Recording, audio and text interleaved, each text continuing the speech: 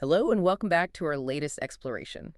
Today, we're turning our attention to a subject that is usually synonymous with intense energy, blistering heat, and the distinct smell of Australian pub rock. Mm. But today, we are approaching it with a very different and much heavier heart.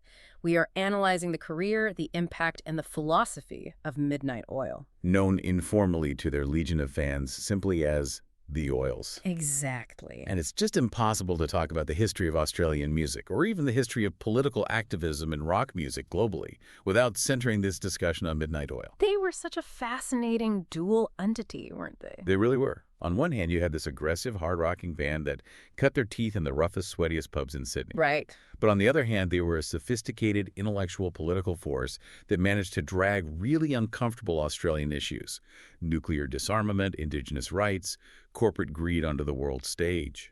And we have to address the timing of this conversation right up front. We usually plan these sessions weeks in advance, but the context of this discussion has shifted dramatically in just the last few days. It really has. It's January 2026, and the news broke just 3 days ago that Rob Hurst, the founding drummer, primary songwriter, and, well, the absolute engine room of Midnight Oil, has passed away at the age of 70. It is a massive loss. Yeah. Truly massive. When you look at the architecture of that band, Peter Garrett was the voice and the face, certainly the most recognizable element. Of course. But Rob Hurst was the heartbeat.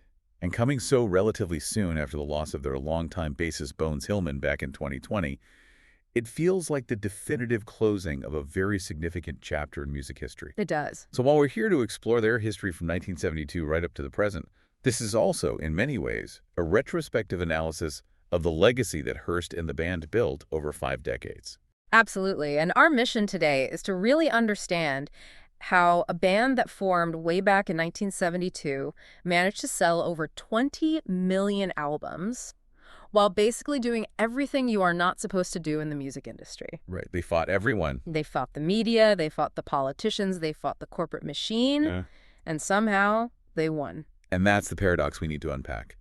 How do you become that commercially successful while refusing to compromise? I mean, there are so many aspects of their story that the average listener might not know. Like what? Well, the literary origins of their name, for one. The guerrilla protests on flatbed trucks in New York. The internal friction between the members. It's a story about the power of sticking to your principles even when it costs you money or airplay. So let's go back, way back, before the shaved heads and the political rallies. Let's go to 1972. Okay. The band wasn't even called Midnight Oil yet. They were called Farm. Farm. It has a very rustic, almost pastoral sound to it, doesn't it? Which is quite contradictory considering how industrial, urban, and aggressive they would eventually become. That's a great point. So who was in the band at this point? In 1972, you had the core nucleus forming in Sydney. You had Rob Hurst on drums, Andrew James on bass, and Jim Mogany on keyboards and guitar. And what were they playing at this stage? Because I can't imagine them playing folk songs or country music given where they ended up. No, not at all. They were essentially a cover band, searching for an identity. They were playing covers of Cream, Creedence Clearwater Revival, Led Zeppelin. It's a pretty standard rock fare for the time. Very standard. They were competent, they were loud, but they were looking for a spark. They're looking for a frontman. And that spark arrived in the form of a newspaper advertisement. They put an ad in the paper. They placed an ad looking for a band member, and it was answered by a law student from the Australian National University in Canberra named Peter Garrett. And this is the moment the chemical reaction happens, because Garrett wasn't just a singer, right? He was bringing a totally different vibe to these guys who were jamming on Led Zeppelin riffs. Completely different. Garrett had been in a band called Rock Island Line, but his head was in a different space. He was studying law, he was intellectually voracious, and musically, he was introducing progressive rock elements to the group. Progressive rock? What kind of bands are we talking about? We're talking influences like Focus, Jethro Tull. Yes. These are bands known for complex time signatures and, fantasy themes, not necessarily the hard-driving pub rock Midnight Oil would become famous for. So he really pushed them in a new direction. He pushed them toward writing original material, which was the crucial first step. The visual dynamic must have been striking even then. You have these musicians, and then you have Garrett, who eventually becomes this towering, bald figure. But in the mid-70s, it was a slow burn. Garrett was actually commuting, right? He was. It was a part-time band because Garrett was still in Canberra studying. They were playing for the surfing community in northern Sydney. It wasn't until late 1976 when Garrett moved to Sydney to finish his law degree that they decided to make Farm a full-time project. And that's when they realized the name had to go. That's when they realized Farm isn't going to cut it as a name. We need something new. And the way they chose the name is one of those classic rock and roll stories that has a bit of mythology attached to it. I think a lot of people assume Midnight Oil is a reference to the Jimi Hendrix song Burning of the Midnight Lamp. That is the common assumption. And the band members were certainly fans of Hendrix.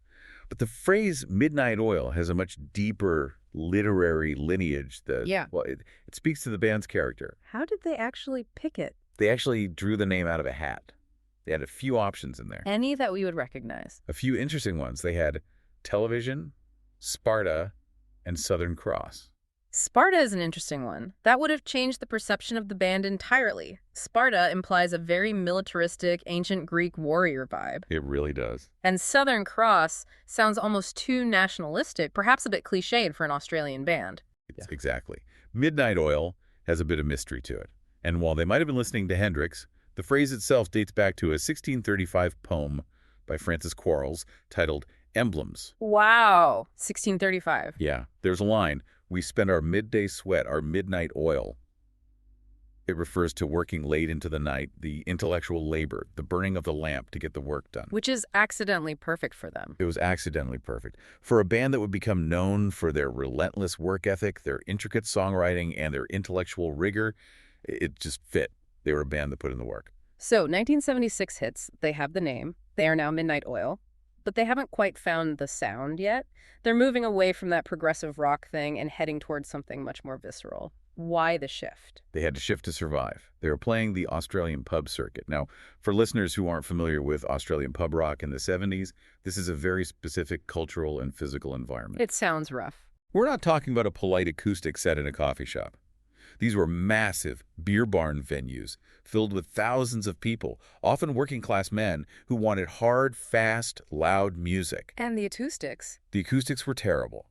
Lots of carpet, lots of bodies soaking up the sound.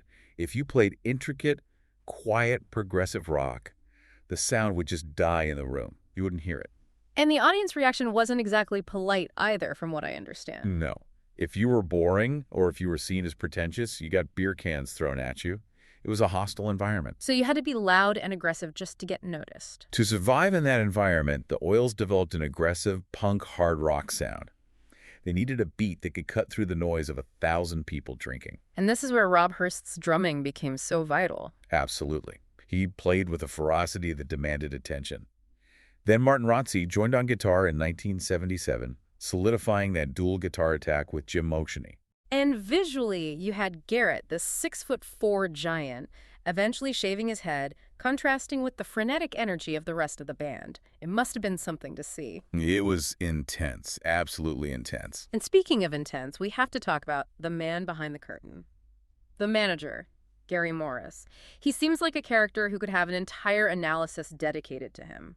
Gary Morris is a legendary figure in this story. He wasn't just a manager, he was a gatekeeper and a warrior for the band. In the music industry, managers are often the ones trying to smooth things over, trying to make friends. Morris was the opposite. The complete opposite. Yeah. He had a reputation for being incredibly difficult if you were on the other side of the negotiating table. He frustrated rock journalists to no end because he refused to play the usual PR games. I read that he actually banned critics who wrote bad reviews. That seems counterintuitive. Usually you are desperate for any press you can get. He did ban them. There's a famous incident with a critic named Bruce Elder. Elder wrote a scathing review in the mid-'80s, basically calling their music narrow, xenophobic, and sexist. Wow. He dismissed them as a kind of antipodean pub rock version of Queen. Morris didn't take that criticism as valid commentary. He saw it as an attack. He banned Elder from Midnight Oil shows permanently. Permanently. Permanently. It created an atmosphere where the band was protected, but also isolated. That is a bold move. It suggests they didn't care about the establishment's approval at all. Morris and the band operated on a DIY ethos before it was a popular term. They founded their own record label, Powderworks. They didn't want to be beholden to a major label telling them how to sound or what singles to release. And their debut album came out in 1978. How was that received? Honestly, the critics were right about one thing. The album didn't capture their live energy. It sounded a bit stilted, a bit contained. They hadn't figured out how to bottle that pub aggression yet. But the fans didn't care what the critics said. They were building this army of followers in the pubs. And this us against the world mentality really crystallized with the Countdown incident. Yes. Countdown. For our listeners who might not be Australian? Sure. Countdown was the most powerful pop music show in the country, broadcast on the national broadcaster, the HSE. It was hosted by Molly Meldrum.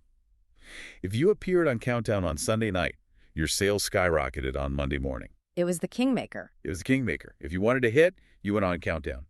But the show had a strict rule. Acts had to mime. You lip-sync to the track. It was for technical ease and production value. Which, for a band like Midnight Oil that prided itself on this raw, authentic live power, must have been offensive. It was anathema to them. It represented everything they hated. Fakery, packaging, style over substance. So they were scheduled to appear, but they refused. They were scheduled to appear, but they and Morris insisted on playing live. They wanted their own sound engineer. They refused to mime. The producers of Countdown said no. They said it couldn't be done, or they wouldn't do it. So what happened? So the band was bumped from the show, and they swore they would never, ever appear on it. And they kept that promise, even as they got bigger and bigger. They did. They became one of the biggest bands in the country without ever appearing on the biggest show in the country. It gave them immense street cred. It proved to their fans that they couldn't be bought and they wouldn't compromise their art for sales. It just reinforced that us versus them narrative. Completely. And the host of Countdown, Molly Meldrum, eventually had to acknowledge their stance, didn't he? In a way, yes. On the final episode of Countdown in 1987, years later, Molly Meldrum shaved his head, imitating Peter Garrett, and expressed regret that the Oils never appeared. It was a symbolic admission that the band had won that standoff. They had outlasted the machine. So they have the street cred, they have the pub following, but they needed to break out of that pub rock box and into something bigger. That happened in 1982 with the album that has the longest title in history. 10, 9, 8, 7, 6, 5, 4, 3, 2, 1. That's the one. Usually just called 10 to 1. This was the game changer. It was produced by Nick Launay, a British producer who had worked with post-punk bands like Public Image Ltd. And Gang of Four. So he brought a different sensibility to their sound. He brought a sharpness. It wasn't just noise anymore, it was textured. Launay did something very interesting technically. He stripped back the cymbals. What do you mean he stripped back the cymbals? How does that work? Well, in a lot of rock recordings, the cymbals create a wash of high-frequency noise that fills up the sonic space. Launay wanted a tighter, more rhythmic sound. He actually taped up Rob Hurst's cymbals or removed them entirely for certain tracks. Really? Forcing the rhythm to be driven by the toms and the kick drum. It gave the album a very primal, driving feel. It allowed the guitars to be sharper and the vocals to sit more clearly in the mix. And the lyrics shifted too. This wasn't just songs about surfing or driving. This is where the politics really come to the forefront. No, this is where the political teeth really came out. You have U.S. forces, which was a direct critique of U.S. military interference in foreign affairs. And at the time, that was a huge issue. A massive issue. There was significant concern about American bases in Australia and the influence of U.S. foreign policy. You have Short Memory, dealing with imperialist repression. The album peaked at number 3 in Australia and stayed on the charts for 171 weeks. 171 weeks. That is over 3 years. It's insane longevity. And it even started making waves in the U.S. It cracked the Billboard 200. It was the first sign that this 2 Australian band could actually translate overseas. The themes of anti-war and anti-imperialism were universal, even if the accent was Australian. And they followed that up with Red Sails in the Sunset in 1984. The cover art alone for that album is iconic and terrifying. It is. It's a photo montage of Sydney Harbor, Yeah. but it's been devastated. It looks like the aftermath of a nuclear attack. The bridge is broken. The opera house is ruined. And that wasn't subtle. Not at all. This was the height of the Cold War. The fear of nuclear annihilation was very real. The band was organizing the Stop the Drop concerts to support nuclear disarmament. They were using their platform to advocate for policy change. And Garrett took it a step further than just singing about it. He actually ran for office in 1984. That is a rare move for a rock star at the peak of their fame. He did. He ran for the Australian Senate under the banner of the Nuclear Disarmament Party, the NDP. And this wasn't a vanity run. He was incredibly popular. How well did he do? He won 9.6% of the vote. In the Australian electoral system, that is a huge number for a minor party candidate. He actually narrowly missed the quota to get a seat because of how the preferences were distributed between the major parties. Imagine if he had won back then. The ban might have ended in 1984. It's entirely possible. Mm. But he eventually resigned from the party. He felt it was being infiltrated by Trotskyist groups. He realized that the political machinery was just as messy, if not messier, than the music industry. So he felt he was being used. He felt his name was being used to legitimize extreme factions he didn't agree with. But it solidified his status. He wasn't just a singer. He was a recognized public leader. While all this political drama is happening, they are still delivering incredible performances. We have to mention the Goat Island concert in 1985. Oils on the Water. It was for Triple J's 10th birthday.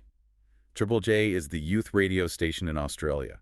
They played on an island in Sydney Harbor at sunset. And it was filmed, right? It was filmed. And if you want to see a band at the absolute peak of their physical powers, watch that footage. It is mesmerizing.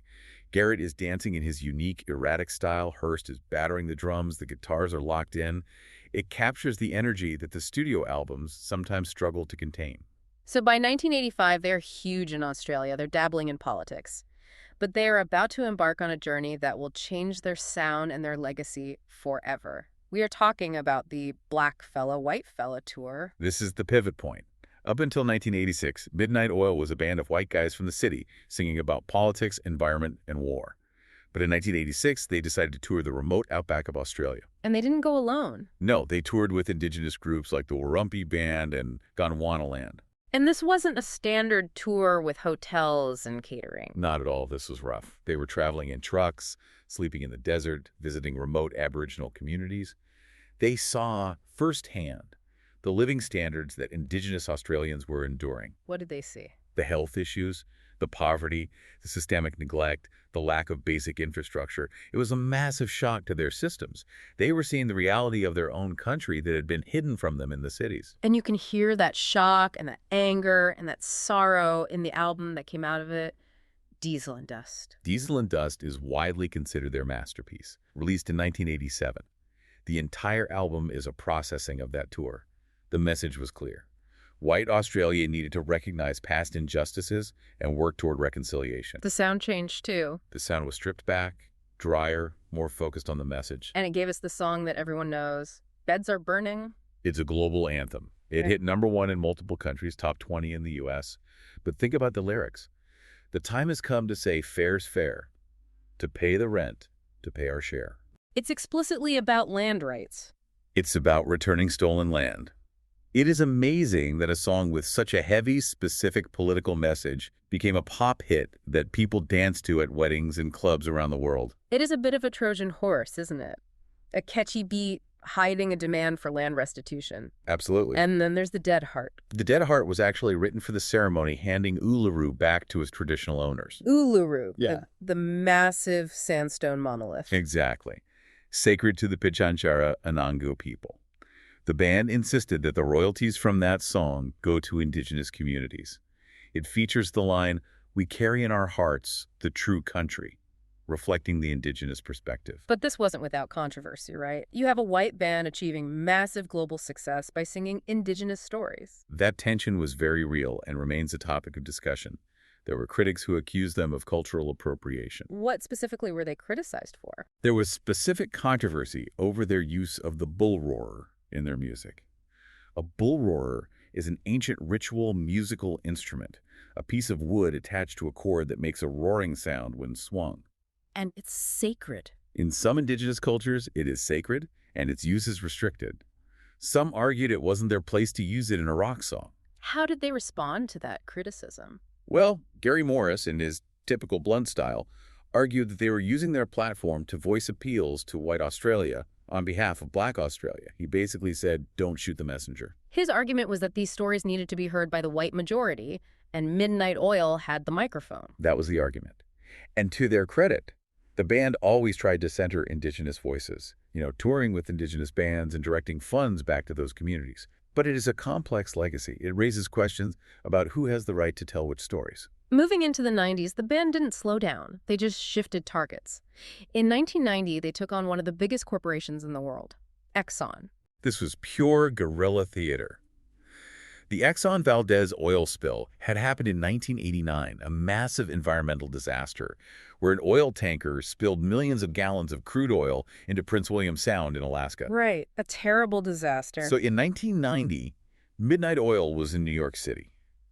They pulled up on a flatbed truck right outside the Exxon headquarters on 6th Avenue. I've seen the footage of this. It looks like total It chaos. was organized chaos. They unrolled a banner that said, "Midnight Oil makes you dance, Exxon Oil makes us sick." And they just started playing in the middle of Manhattan at lunchtime. Unbelievable. People were stopping on the street. Office workers were looking out of windows. It was an incredible moment. That is such a punk rock move for a band that was, by then, signed to a major label. It was. It showed they were willing to bite the hand that feeds, in a sense.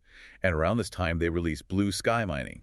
This time, the target was the Wittenoom mine tragedy in Western Australia. For those who don't know, what was the Wittenoom tragedy? It was a blue asbestos mining operation. The workers and their families were knowingly exposed to blue asbestos, which is incredibly toxic. And the company knew. The company knew the risks, but continued operations. Thousands of people died from mesothelioma and other lung diseases. And the song is from the perspective of a worker. Exactly.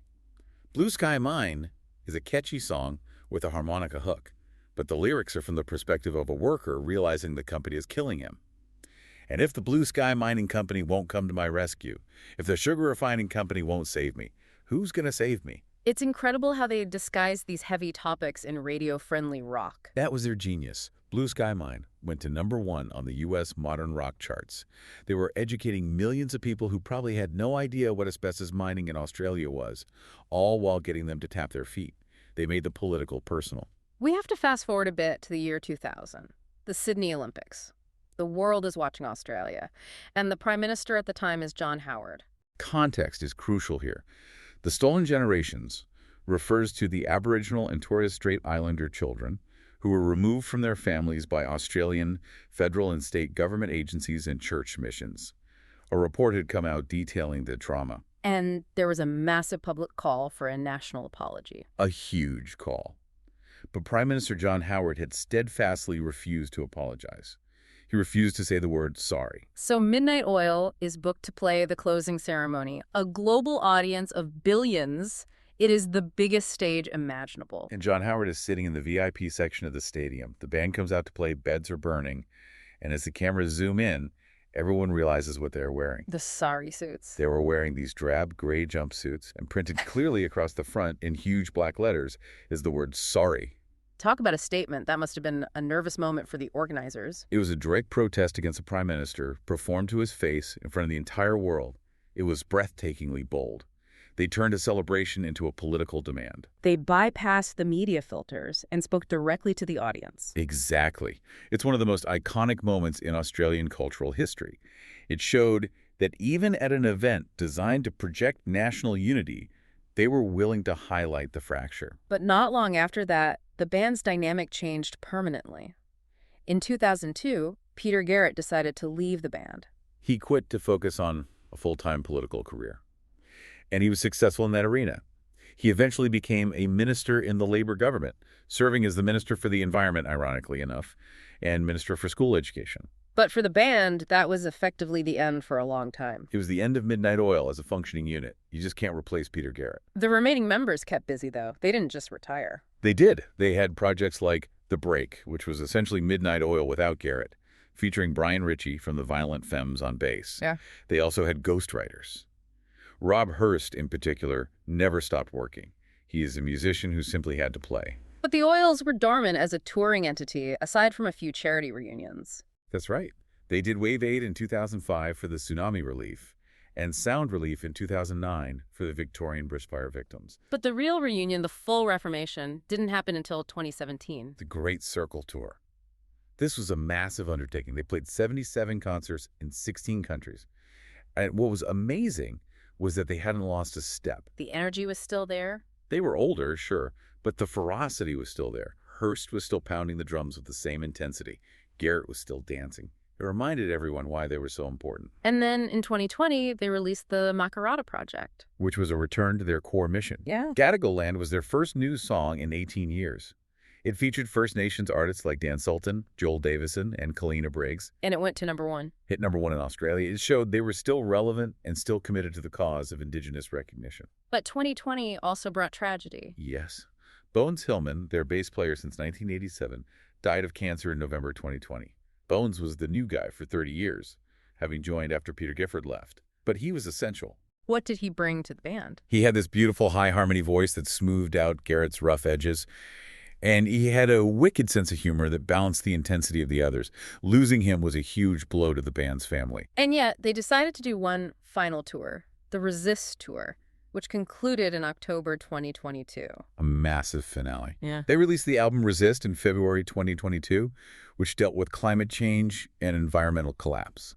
The tour ended at the Horton Pavilion in Sydney, the venue where they had played so many times. And it was a long show. It was a 40-song set lasting 3.5 hours. Yeah. It felt like a definitive goodbye. Which brings us to the present day. We're in January 2026, a documentary called Midnight Oil. The Hardest Line was released back in 2024, cementing their history on film. Right. But now with the death of Rob Hurst just 3 days ago, we have to look at the legacy in its totality. We really do. Rob Hurst dying at 70. It's a shock to the system. Everyone looks at Garrett because he is the front man, but Hurst was the engine. He co-wrote Beds Are Burning. He co-wrote Blue Sky Mine. His drumming style was so unique. That chaotic, tumbling, heavy-hitting style, that was the sound of the band. He used to play on a water tank sometimes, right? I remember seeing that in old clips. He did. He would smash the hell out of a corrugated iron water tank on stage. It was primal. It was a nod to the Australian landscape, the farm life, the drought. Without his energy, Midnight Oil would have just been a protest group with guitars. Hurst made them a rock and roll band. And with both him and Bones gone now, The original era is definitively over. so what is the legacy? When we look back at the 50-plus years of this band, what stands out? It's the influence. I mean, you look at bands like Green Day, Pearl Jam, REM, Garbage. They all cite the Oils as massive influences. Eddie Vedder has covered their songs. Bivi Clyro and The Living End cite them. They proved something, did they? They proved that you could be politically radical and commercially massive. They didn't choose one or the other. Billy Corgan from Smashing Pumpkins called them one of the greatest live bands he'd ever seen. And critics called them the tightest band on the planet. Yeah. And that wasn't hyperbole. They were a machine live. And, of course, the awards, ARA Awards, Hall of Fame induction in 2006. But I think the real legacy is in the ethos. There's a quote Gary Morris loved. It's better to die on your feet than live on your knees. That was the philosophy. Yeah. The band lived it. They never sold out. They never mimed. They never apologized for being difficult. In an era of manufactured pop stars and algorithm-driven music, that kind of integrity is incredibly rare. They showed that music can be a vehicle for change. Not just a commodity. It really is. It makes you wonder how that ethos translates to the modern music industry. Can a band like Midnight Oil exist today? Can you be that abrasive and still sell 20 million albums? It's a good question. The industry is fragmented. But I think the hunger for authenticity, for artists who actually believe in something, is stronger than ever. Midnight Oil set the bar. They showed it was possible to have a conscience and a career. And they left us with a hell of a soundtrack while they did it. We want to take a moment to acknowledge the immense contributions of Rob Hurst, who we lost this week, and Bones Hillman. Their music changed the landscape of this country and touched millions of lives around the world. Absolutely. They will be missed, but the noise they made will echo for a long time. Thanks for listening.